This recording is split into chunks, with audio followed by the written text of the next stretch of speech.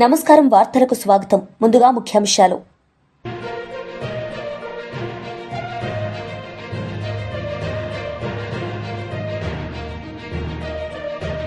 BJP leader కోసం Venkateswarlu media సమావేశం. పలు అంశాలపై వివరణ.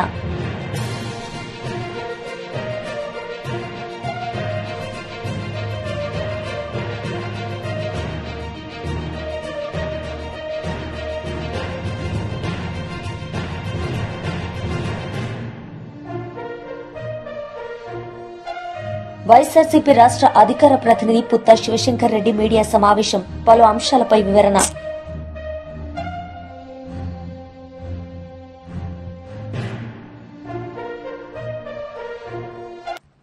బీజేపీ లీడర్ కోసం వెంకటేశ్వర్లు మీడియా సమావేశం నిర్వహించారు. ఈ సందర్భంగా ఆయన మాట్లాడారు. బీసీలకు మొత్తం ఫీజు రియంబర్స్మెంట్ కల్పిస్తానన్నావు. అసలు ఫీజు రియంబర్స్మెంట్ కాలేజీలు ఇయ్యక కాలేజీలు మూసేసుకునేటువంటి పరిస్థితి వచ్చింది. ఇకపోతే గీత కార్మికులకు వృద్ధాప్య పెన్షన్ ఇస్తున్నావు, చేనేత కార్మికులకు వృద్ధాప్య పెన్షన్ ఇస్తున్నావు, బీసీ కార్పొరేషన్లకు ఫెడరేషన్లకు ప్రతి సొసైటీకి ఎన్నికలు నిర్వహించి 10 లక్షల రూపాయలు ఇస్తున్నావు. తర్వాత ముదిరాజులకు వాళ్ళని ముత్తురాసోళ్ళని తెనుగోళ్ళని బీసీఏలో చేరుస్తానన్నావు.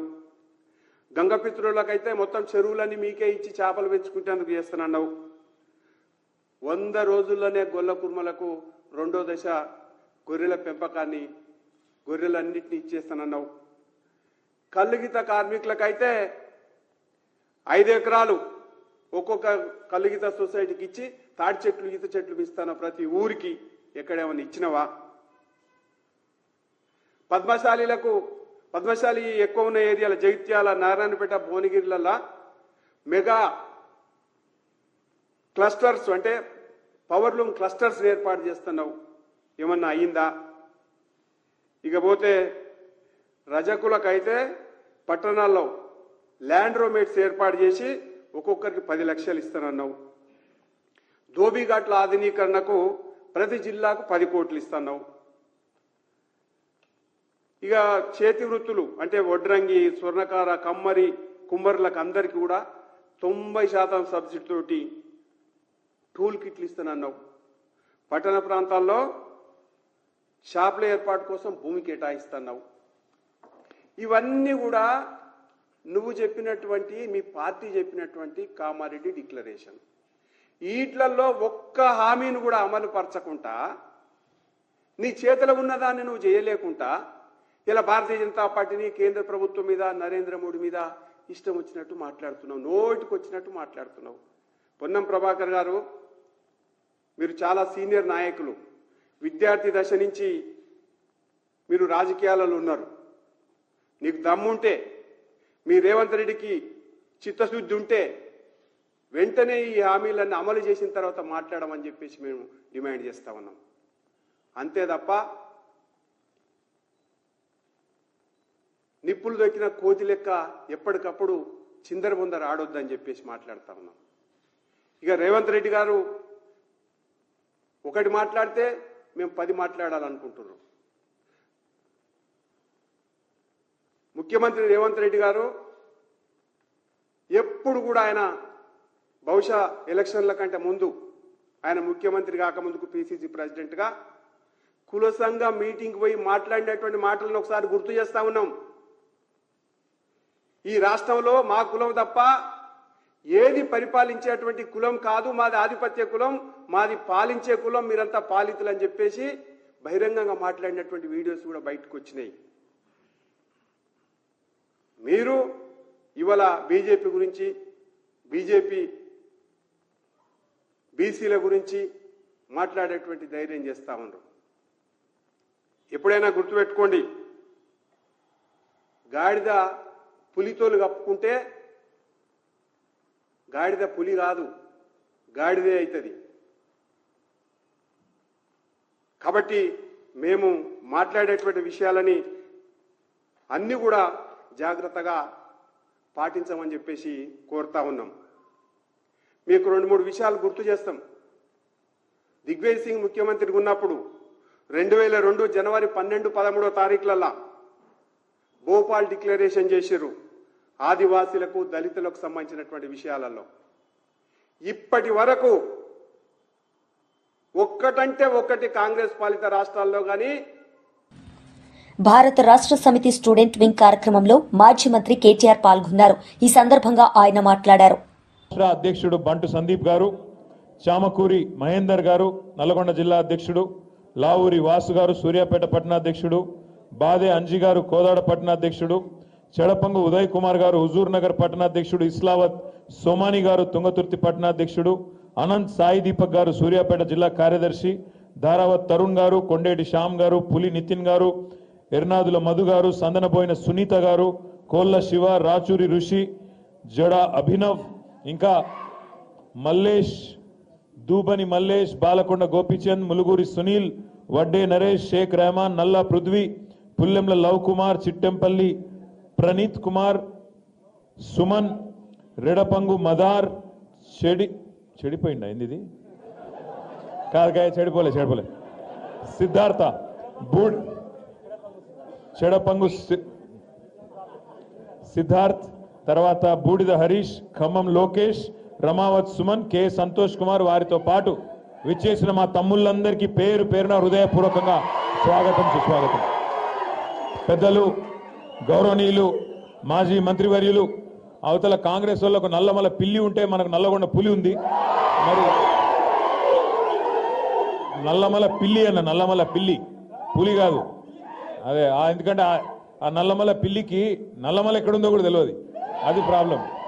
పెద్దలు మాజీ మంత్రివర్యులు గౌరవనీయులు మన బాల్కొండ శాసనసభ్యులు అన్న ప్రశాంత్ రెడ్డి గారు, గౌరవనీయులు సోదరులు తుంగతుర్తి మాజీ శాసనసభ్యులు గ్యాదరి కిషోర్ కుమార్ గారు, సూర్యాపేట జిల్లా బీఆర్ఎస్ పార్టీ అధ్యక్షులు గౌరవనీయులు మాజీ రాజ్యసభ సభ్యులు బడుగుల లింగయ్య యాదవ్ గారు, గౌరవనీయులు శాసన మండలి సభ్యులు కవి గాయకులు అన్న దేశపతి శ్రీనివాస్ గారు, గౌరవనీయులు మరి మన పార్టీ కష్టాలలో ఉండి ఓటమిలో ఉంటే ఇంకా 9 సంవత్సరాల తన పోలీస్ ఉద్యోగాన్ని పోలీస్ సర్వీస్ను కూడా వదులుకొని ప్రజాసేవ చేస్తున్న గౌరవనీయులైన పెద్దలు అన్న ఆర్ఎస్ ప్రవీణ్ కుమార్ గారు, జరలేష్ కనవాడు,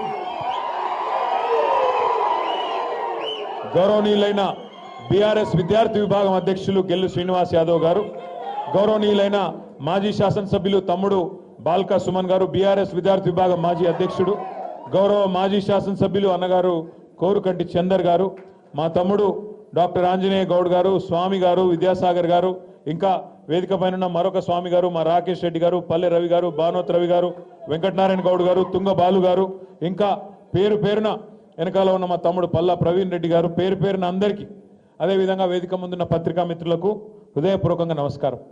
ఆలస్యంగా రావడానికి 2 కారణాలు. ఒకటి, మేము కామారెడ్డి జిల్లా ఎల్లారెడ్డి నియోజకవర్గానికి పోయినా మేమందరం కలిసి, నేను, ప్రవీణ్ అన్న, మా ప్రశాంత్ అన్న, దేశపతి సీనన్న.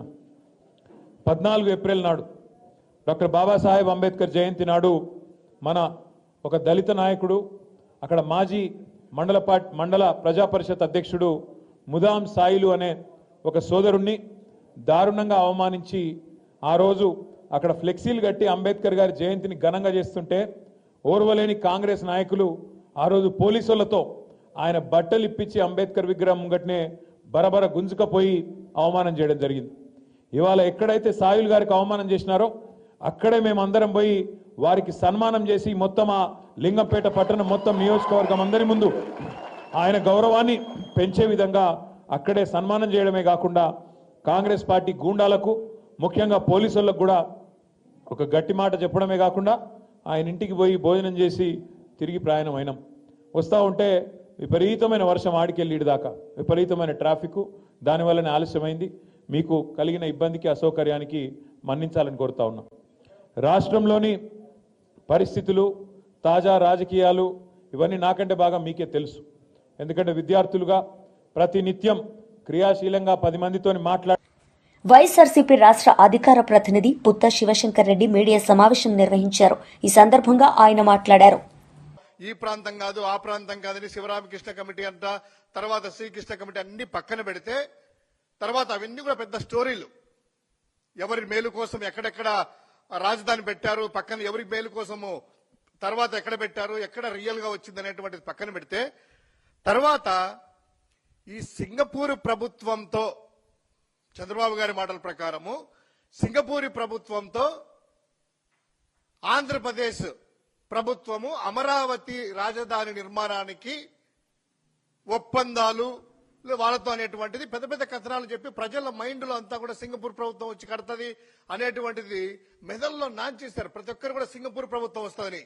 తర్వాత జీవోలు అన్ని రిలీజ్ అయిన తర్వాత సింగపూర్ ప్రభుత్వంతో కాదు, ఒక కన్సార్షియం అసెండా సింగ్బ్రిడ్జ్ సెంబకార్ప్ కన్సార్షియంతో అమరావతి డెవలప్మెంట్ పార్ట్నర్ ఇక్కడ వీళ్ళతో ఒప్పందాలు కుదుర్చుకొని ఆ ఒప్పందాల్లో కూడాను ఎవరికి ఎంత మేలు జరగాల ఏంటి అనేటువంటి చూస్తే కళ్ళు బయళ్ళు కమ్ముతాయి. ఎలా అంటే వీళ్ళు చేసేది అక్కడ 2 పనులు అప్పచెప్పారు. ఒకటేంటి, మొదట్లో ఏమో సింగపూర్ గవర్నమెంట్ మాస్టర్ ప్లాన్ ఫ్రీగా ఇస్తా ఉంది, సింగపూర్ గవర్నమెంట్ మనకి ఫ్రీగా ఇస్తాంది మాస్టర్ ప్లాన్ చంద్రబాబు గారు తదే చెప్తా వస్తే అయ్యా జనాలందరూ కూడా ఫ్రీగా ఇస్తాందని అనుకున్నారు. తర్వాత ఏం జరిగింది, అది సుర్జానా జురాంగ్ అనేటువంటి కంపెనీ పేరుతో మాస్టర్ ప్లాన్ మనకి ఇచ్చినట్టు టెండర్ లేకుండా నామినేషన్ పద్ధతిలో 28.96 కోట్ల రూపాయలు 28.96 కోట్ల రూపాయలు ఆ సుర్జానా జురాంగ్ అనేటువంటి కంపెనీకి చంద్రబాబు గారి ప్రభుత్వం ఇచ్చింది. దీన్ని 2023 సంవత్సరంలో కేంద్ర ప్రభుత్వ అధీనంలో ఉన్నటువంటి సంస్థ కాగ్ దీన్ని తప్పుపడుతూ ఎలా ఇస్తారు నామినేషన్ పద్ధతిన టెండర్ లేకుండా అనేటువంటిది.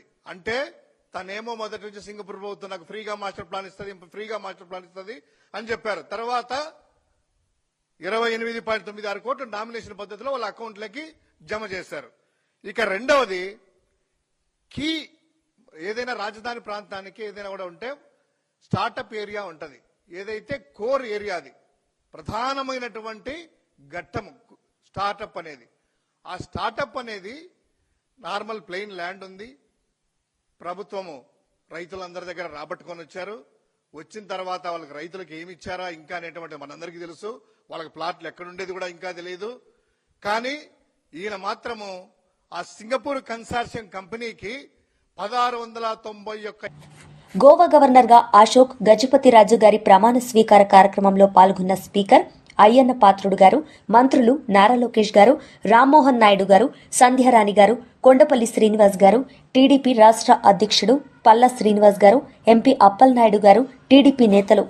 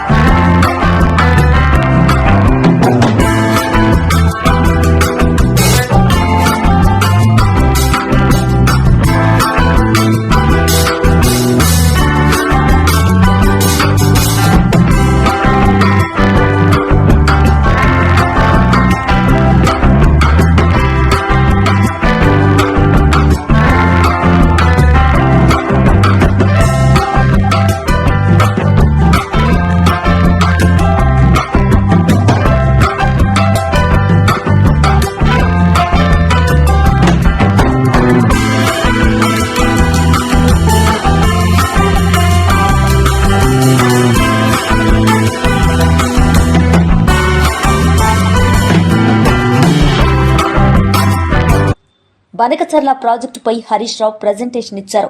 తెలంగాణ నీళ్లు ఏపీకి నిధులు ఢిల్లీకి పోతున్నాయి తెలిపారు.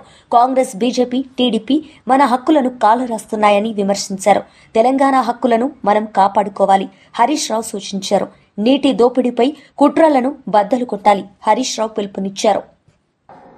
దీన్ని భవిష్యత్ తరాలకు మనం చెప్పకపోతే ఈ చంద్రబాబు నాయుడు డైరెక్షన్ లో నడుస్తున్న ఈ రేవంత్ రెడ్డి ప్రభుత్వం మన చరిత్రను, మన పోరాటాన్ని, మన అస్తిత్వాన్ని దెబ్బకొట్టే కుట్రలు చేస్తా ఉంది. అందుకే మీరు కూడా తెలంగాణ పోరాటాన్ని, తెలంగాణ ఉద్యమ చరిత్రను తప్పకుండా అర్థం చేసుకోవాల్సిందే, మనం ప్రజలకు వివరించాల్సిందే. అందుకే మీరు చూడండి, తెలంగాణ తల్లిని మారుస్తా అంటాడు రేవంత్ రెడ్డి, తెలంగాణ ఎంబులంలో కాకతీయ తోరణాన్ని తీసేస్తా అంటాడు, పాఠ్య పుస్తకాల్లో తెలంగాణ ఉద్యమ చరిత్రను తొలగించే ప్రయత్నం చేస్తుంటాడు, టీఎస్ ను టీజీగా మారుస్తుంటాడు. కేసీఆర్ గారు అద్భుతంగా ప్రపంచంలోనే అతిపెద్ద అంబేద్కర్ విగ్రహాన్ని నిర్మిస్తే దానికి తాళం వేస్తాడు, కనీసం ఆ విగ్రహానికి పూలమాల కూడా వేయనటువంటి మూర్ఖుడు ఈ రేవంత్ రెడ్డి గారు. కాళేశ్వరం మీద కుట్రలు చేస్తూ ఉంటాడు. ఇలా రేవంత్ రెడ్డి మన తెలంగాణ ఉద్యమ జ్ఞాపకాలను, మన అస్తిత్వాన్ని, మన పోరాటాన్ని ఇవాళ కనుమరుగు చేయడానికి కుట్రలు చేస్తూ ఉన్నాడు. అందువల్ల మనం రేపటి తరం నాయకులైన మీరు తప్పకుండా మన అస్తిత్వాన్ని మనం కాపాడుకోవాలి. భవిష్యత్ తరాలకు అందించాల్సినటువంటి గురుతరమైన బాధ్యత మనందరి మీద కూడా ఉంది.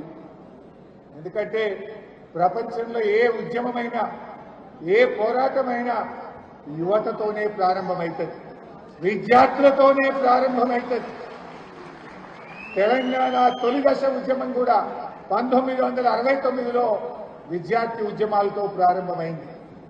మలిదశ ఉద్యమానికి ఊతమిచ్చింది, చివరి దశలో అద్భుతమైన పోరాట రూపం కల్పించింది కేసీఆర్ నాయకత్వంలో మన యూనివర్సిటీల్లోని విద్యార్థులే అని చెప్పి కూడా నేను గుర్తు చేస్తా ఉన్నా. అందువల్ల ఇవాళ మీరు కూడా రేపటి తరం నాయకులు. కేసీఆర్ గారు ఎంతో మందిని, ఆనాటి విద్యార్థి నాయకులను ఎమ్మెల్యేలుగా, ఎంపీలుగా, కార్పొరేషన్ చైర్మన్లుగా, కమిషన్ మెంబర్లుగా ఉన్నతమైన స్థానానికి ఆనాడు కేసీఆర్ గారు తెచ్చారు. వాళ్ళందరూ ఎవరో మీకు తెలుసు, ఇక్కడే ఉన్నారు నాయకత్వంలో. మీలో కూడా రేపు తప్పకుండా బీఆర్ఎస్ పార్టీ కేసీఆర్ గారి నాయకత్వంలో మీలో కూడా రేపు కాబోయే కార్పొరేషన్ చైర్మన్లు ఉన్నారు, ఎమ్మెల్యేలు ఉన్నారు, ఎంపీలు ఉన్నారు, మున్సిపల్ చైర్మన్లు ఉన్నారు.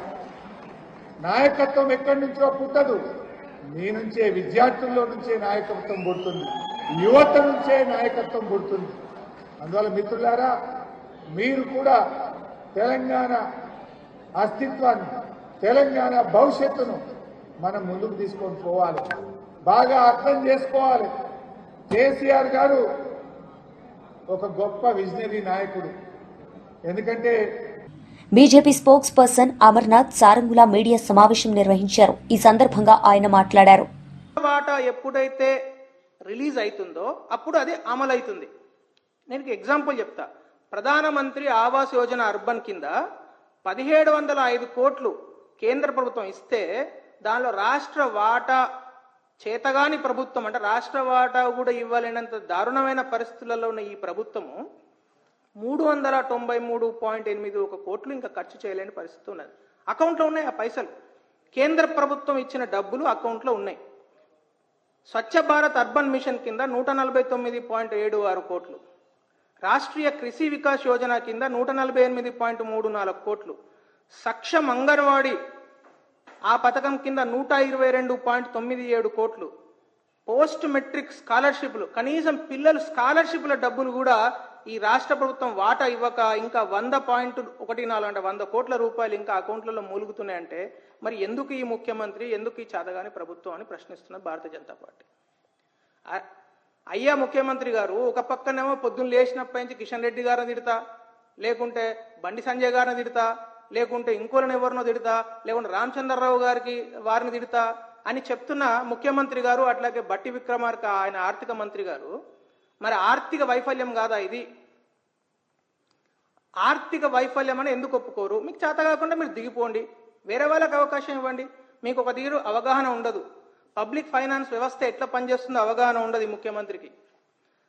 రెండో విషయం, ముఖ్యమంత్రి రేవంత్ రెడ్డి గారు ఆయన్నే పబ్లిక్గా మాట్లాడుతూ అనేక సందర్భాలలో మాకు పైసలు పుడతలేవు, ఢిల్లీ వెళ్తే చెప్పులు ఎత్తుకపోయేటోళ్ళని చూసినట్టు చూస్తున్నారు, ఎవడు కనీసం బ్యాంకు లోపలికి కూడా రాణిస్తలేడు అని ఈయననే అంటాడు.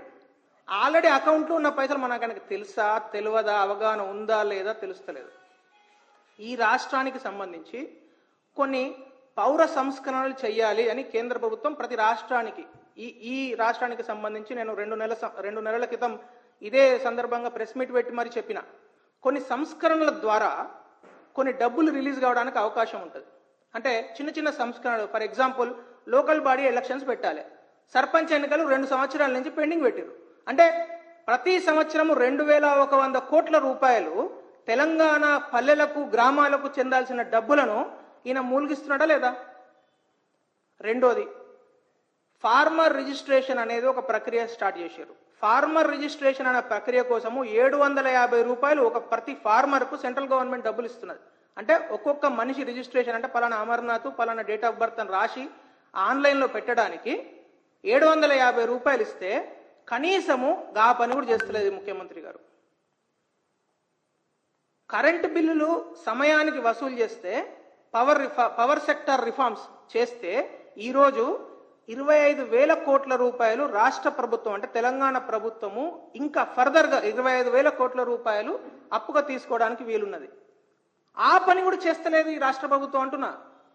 అంటే వీళ్ళు ఇంత చేతగానే వాళ్ళ ఇంత దారుణమైన పరిస్థితిలో ఉన్నారా?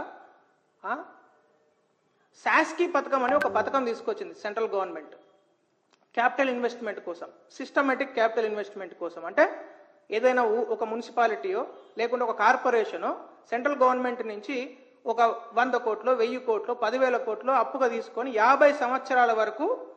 వార్తలు ముగించే ముందు ముఖ్యాంశాలు మరోసారి.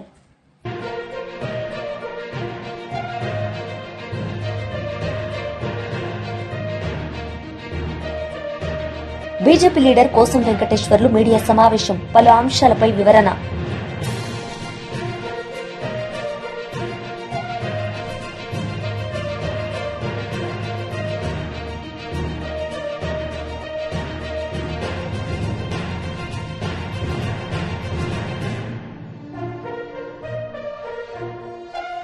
వైఎస్ఆర్సీపీ రాష్ట్ర అధికార ప్రతినిధి పుత్తా శివశంకర్ రెడ్డి మీడియా సమావేశం, పలు అంశాలపై వివరణ.